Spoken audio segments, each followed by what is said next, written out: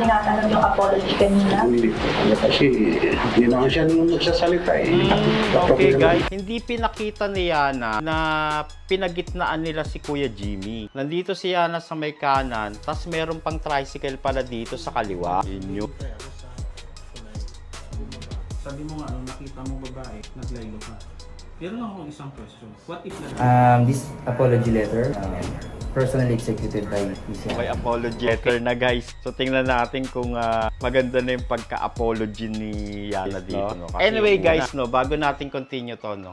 Bago natin continue to guys, no, nabanggit ko yung taas ng kilay, no. So, ipopromote ko lang ang isang microblading. Yes guys, no. Kung gusto nyo, yung lalo na yung mga ano dyan, no, lady rider, no, 'di ba? Pag nagkikilay ka, ang tagal, 'di ba? Mas matagal pa sa pagsuot ng helmet, no.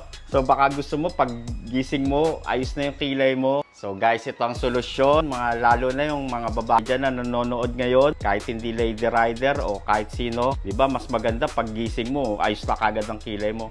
Bisitahin nyo to guys, Era Monteras Microblading guys, no. Ipopost ko dito, no, makikita nyo dito. Kung gusto nyo ganito itsura ng kilay nyo, ayan, ganito, ganyan, ganyan. Ito guys, so tingnan nyo. Yes, ibisitahin nyo to. Napakaganda na ito guys. Yon, back to the video guys. Maliban po sa inyong ahensya, nais ko sana pong ipabatid sa pamagitan ng sulat na ito ang lubos ko rin at paulit-ulit kong paghingi ng sorry. No? Sa Mali no? Dapat siya ang nagbasa nitong apology letter. Napakamot no? Siya guys eh. Sabi niya, walang kwenta to. Wala.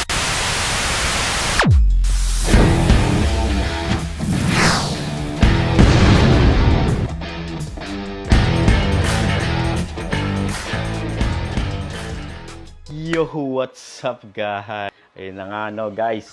Ito ang yan Tito Odi. Nanonood sa Tito Moto Out. Chismisan na may konting vlog and anything under the sun guys. At eto na nga, natuloy na nga guys. Sa korte. Natuloy na nga sa korte yung kaso ni Yana. Kung kilala nyo no, ba? Si Bakit Nga Ba? And you tell me, bakit nga ba? So yun guys, so mag-react tayo kasi hindi ko pa siya napapanood. So, ito na, walang intro-intro. Let's go. And tayo ay magre-react na. Teka lang Ay, tanga. I'm Attorney Ace Randolph Curado. Yes. Okay. Thank you. Ulit. I'm Attorney Ace Randolph Curado. Yes. Thank you. Thank you. This apology letter, personally executed by PCI. Okay, guys. So, ito pala yung attorney ni Yana.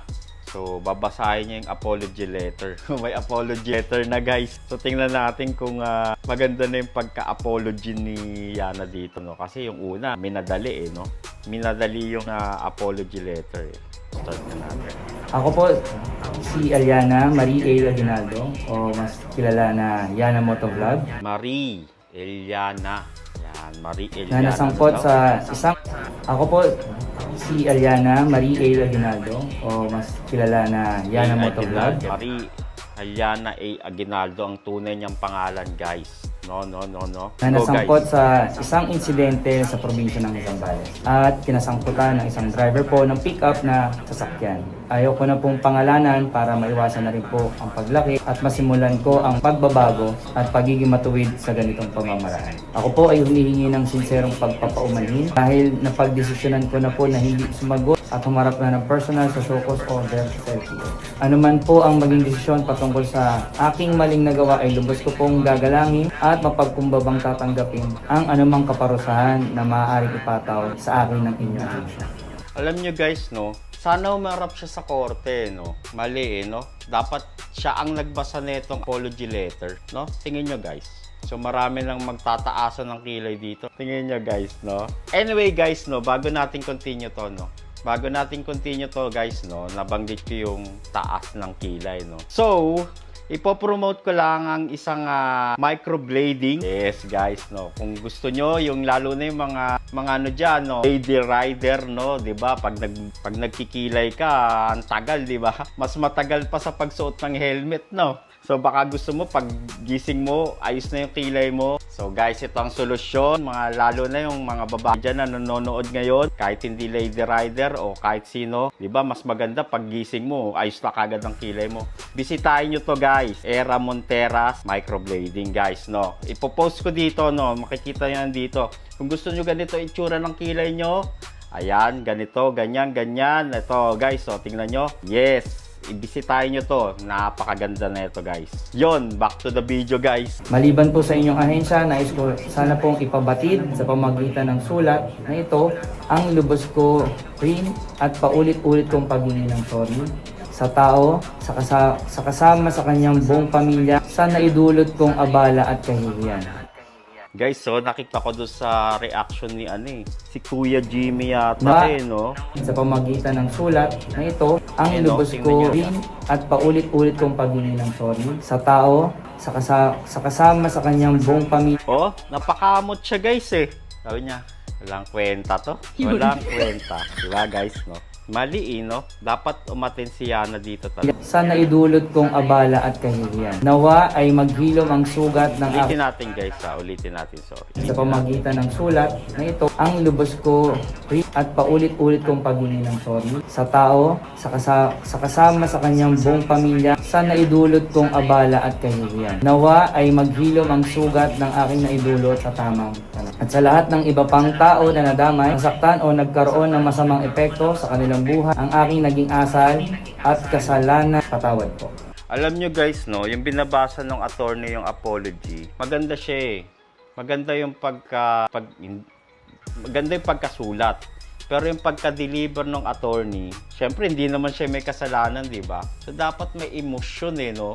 Tingin nyo guys, no? Alam ko po na hindi sapat ang sorry. Ngayon ay hinaharap ko ang kinahinatnan ng aking nagawa. Ang aking buong pamilya, lalo na ang maliit kong kapatid ay nadadamay. Samut-sari, kaliwat kanan ang mga insulto, negatibong komento at pagbabanta sa seguridad ng aking pamilya. Yun guys, no? So narinig nyo, no guys? So pati yung kapatid niya at yung pamilya ni Yana may natatanggap ng pagbabanta, no? So sana talaga siya nagbasa nito no? Para talagang sincere na sincere. Ako lang may pagkakamali, pero kasama at nadamay sila sa pagdurusa na nagawa ko. Ito ang pinakamasakit na katotohanan at leksyon na hinaharap ko ngayon. Yan ang consequence talaga ng ginawa ni Yana, no guys, no?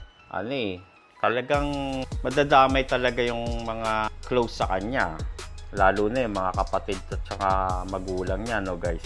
Lalo na vlogger siya, di ba? So, hirap na ito. Ang paliwanag ko sa aking panig ay gagawin ko sa tamang lugar at pagkakataon. Ito po ay para hindi na humingi ng simpatya, kundi magsilbing aral sa iba pang maaaring masadlak sa ganitong sitwasyon. Nawa ay hindi na maulit pa at gayahin ang aking maling nagawa dahil mabigat sa pakiramdam, mahirap bumangon at nakakadurog ng pagkatao ang ganitong kasalanan sa iba. Oh my God, may ads. Aba talagang ayaw niya akong follow. Kaya ngayon, okay guys. So, since nag-advertisement siya ulit. So, i-advertise ko ulit. So, kung gusto niyo ng magandang kilay guys, bisitahin nyo itong Era Monteras Microblading. Yan. Ipopost ko dito yung link, yung Facebook niya. Tingnan nyo, lalo na yung mga kababaihan. Kung gusto nyong napakaganda ng kilay nyo, pack na pack. Microblading, Era Monteras. ang simula ng pagbabago at pagbawi ko sa aking sarili sa loob ng aking tahanan kasama ng aking buong pamilya. Muli, lubos pong paghingi ng paumanhin ng aking batid at pasasalamat sa anumang konsiderasyon ang pag-unawa ng inyong maaaring maibahagi sa akin. Kumagalang, Aliana Mariana A. Aguinaldo. Thank you po. Yun lang guys. Teka lang Yun lang guys yung niya, no? Yun lang yung balita ni ABS-CBN. Teka lang Buti na lang, meron tayong dito guys, no? So, yung una nating clip guys, no? Yung pagbasa ng apology letter, no? Sa hearing. Kaso, sablay na naman. Kasi, attorney ang nagbasa. Dapat si no? Si Yana. Sablay siya guys no? Actually, wala talaga Pero ito guys, panoorin natin. May nakita ako ngayon sa clip. May lang to at tingin ko. Kinakausap si Kuya Jimmy. Yes, Kuya Jimmy. Saan ba yun? Tingnan natin. Ito ba yun? Ito. Panoorin natin guys. So, ito pa. Isa pang clip guys para hindi kayo mabitin. Nakita mo babae, naglaylo ka. Meron lang akong isang question. What if lalaki? Oh, teka lang. Sabi mo nga, nakita mo babae, naglaylo ka. Meron lang akong isang question. What if lalaki? Sino ba ito nagtatanong na to? LTO official kay Jimmy. Okay. Isang LTO official to na nagtatanong kay Kuya Jimmy. No? Paano kung babayo hindi si Yana? Okay, tingnan natin kung anong reaction daw. Ulit. Sabi mo nga, nakita mo babae, naglaylo ka. Meron lang akong isang question. What if lalaki?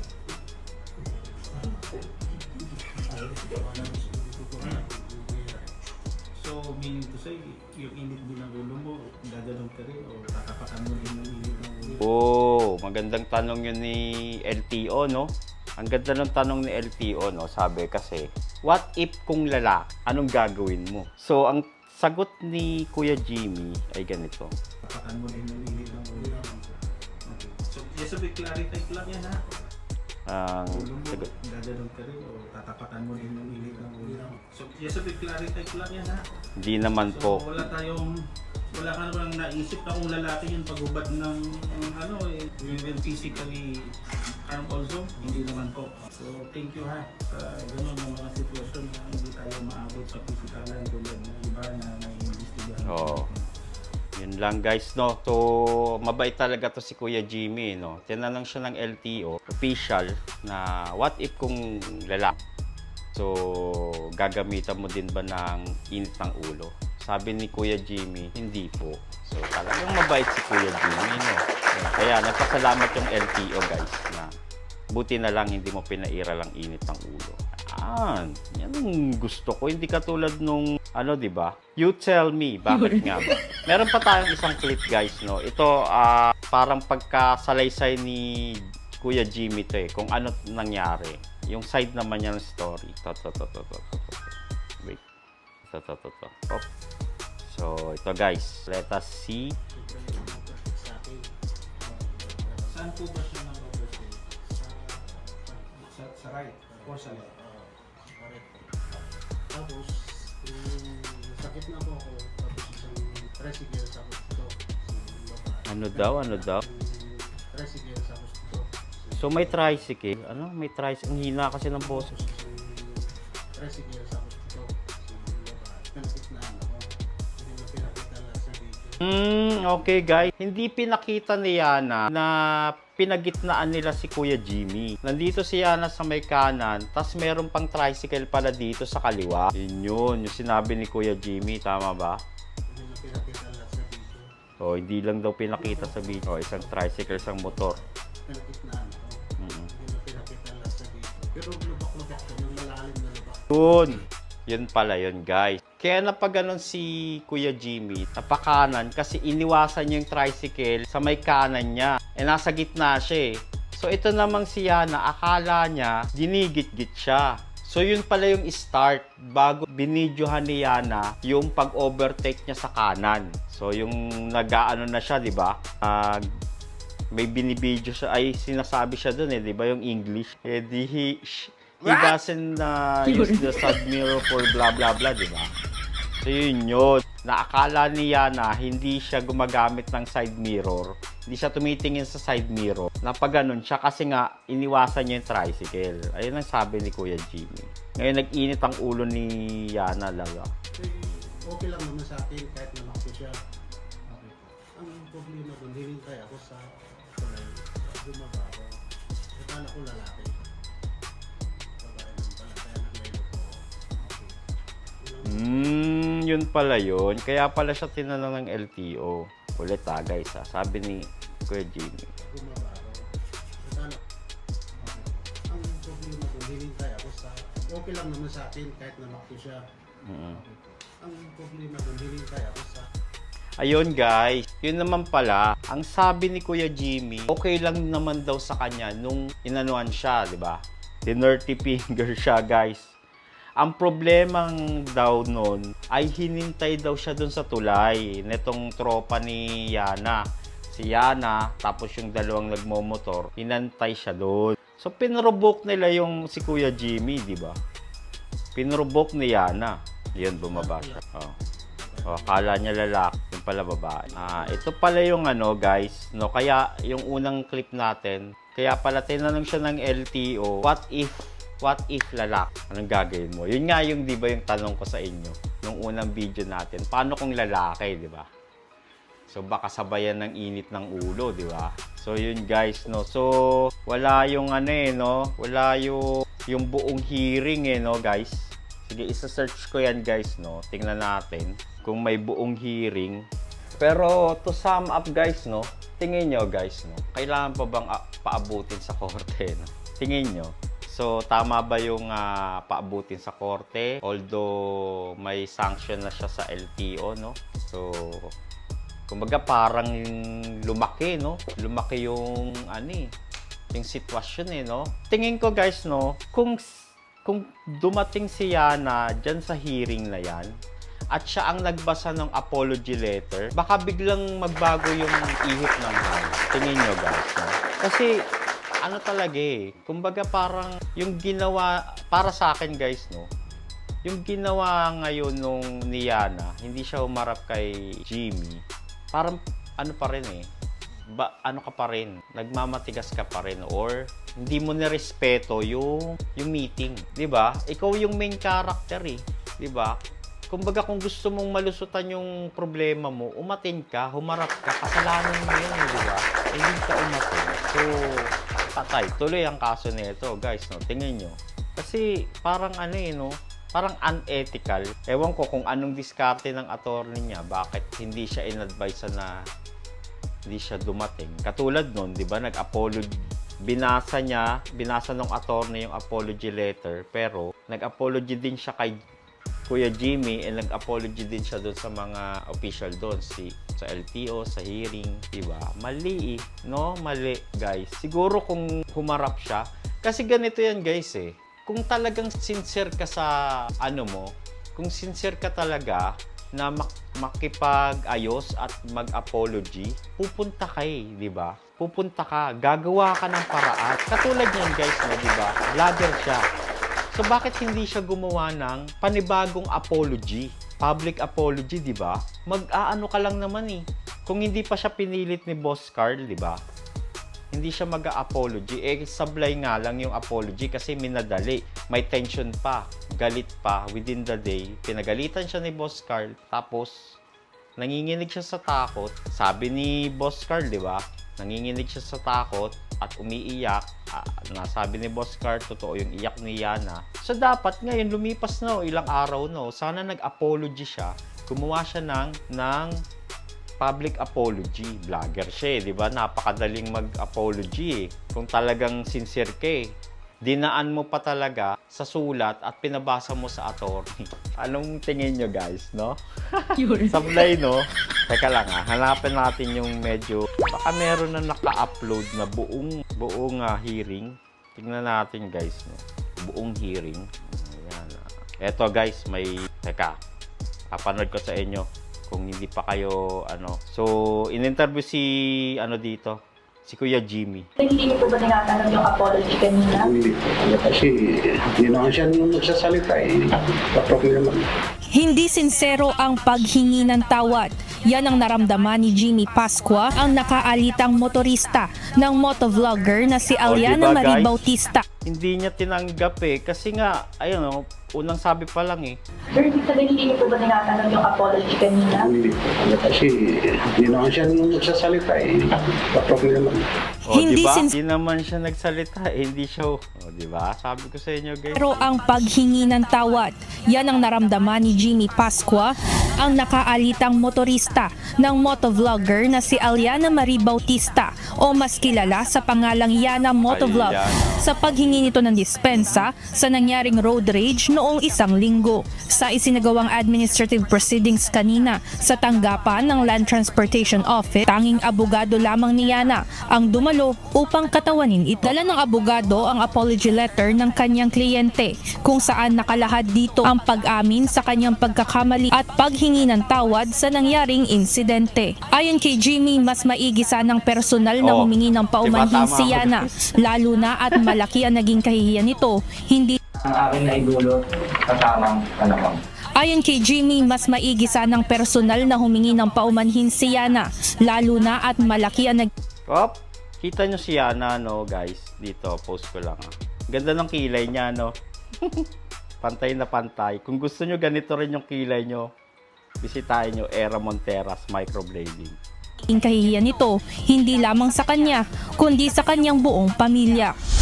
Sa kabila ng apology letter na pinadala ni Yana, itutuloy pa rin ng nakaalitang motorista na magsampa ng kaso laban dito. Paabutin po namin sa korte. So magsasampa po kayo ng reklamo? Opo. Kasi yung sinabi ng kapatid ko na tanggalin na yung video, hindi pa rin tinatanggal. Yun yung reason, guys. Kaya itutuloy yung kaso. Kasi sinabihan na pala nung kapatid ni Kuya Jimmy na i-delete na niya na yung video. Hindi pa rin dinidelete. Binubura. So yun pala yung kaya iano na sa korte. Ay nako yan. Kakasuhan na lang po namin.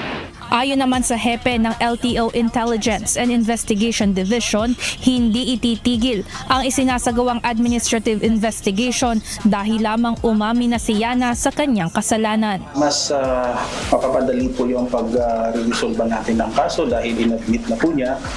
Ang hihintayin na lang po natin is the documents of the motorcycle and inspection sa motor. Inaasahan naman ang Patay to, guys, no? Alam niyo yun yung ano, yung ito na lang yung kaligayahan mo magmotor, tapos mawawala sa'yo. yun. Ang hirap nun, guys, no? Yun yung doon ka sumikat, tapos doon ka rin lulubog. Sabi nga daw ng iba, lahat ng bagay mabibili mo. Lahat ng bagay. Pero yung ugali, hindi mo mabibili. No? Susunod na pagdinig sa May 8, Huwebes, alas 10 ng umaga, kung saan kailangan ng maisumite ang motorsiklo na ginamit, pati ang ORCR ng sasakyan at driver's license nito. Wait. Samantala, Ano yung isusumite ni Yana? Yung gamit niya ba nung nag-road rage siya? Hindi sa kanya yun eh. Kay Boss Carl yun. Paano yun, no? Di ba? Ano yung isusumite niya na motor? Pinahiram lang ni Boss Carl yun. Yun yung walang side mirror, natatandaan niya, guys. batay sa binasang apology letter ng abogado ni Yana, tinatanggap at ginagalang nito ang anumang kaparusahan na ipapataw sa kanya. Ivan Alvarez, UNTV News and Rescue. Diyos ang aming sandigan, serbisyo publiko. Yun, guys. Yun na nga. Yun lang ang latest, no? So Webis pa yung next. So yun, sinasabi ko na nga ba guys. Diba? Parang, alam mo, nakakaawa din to si Yana no? Pero kasalanan niya kasi, no? Walang nag-a-advise sa kanya.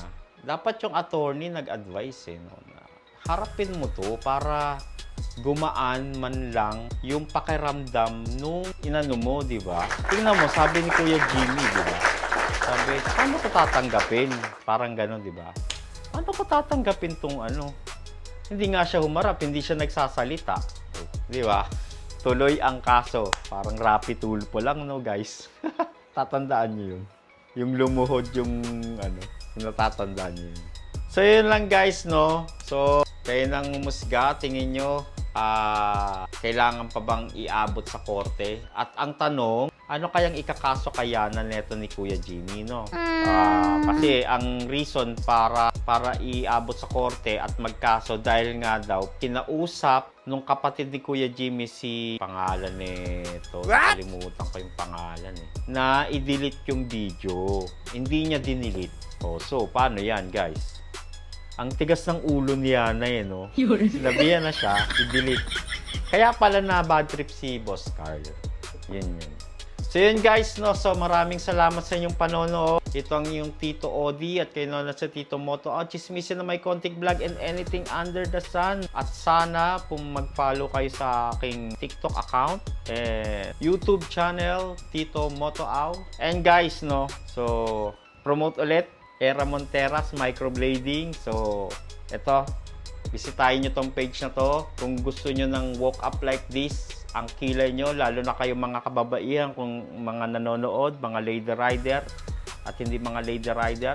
Kung gusto nyo ang magandang kilay, bisitahin nyo to. So, bye-bye and maraming salamat sa inyong panonood and bye!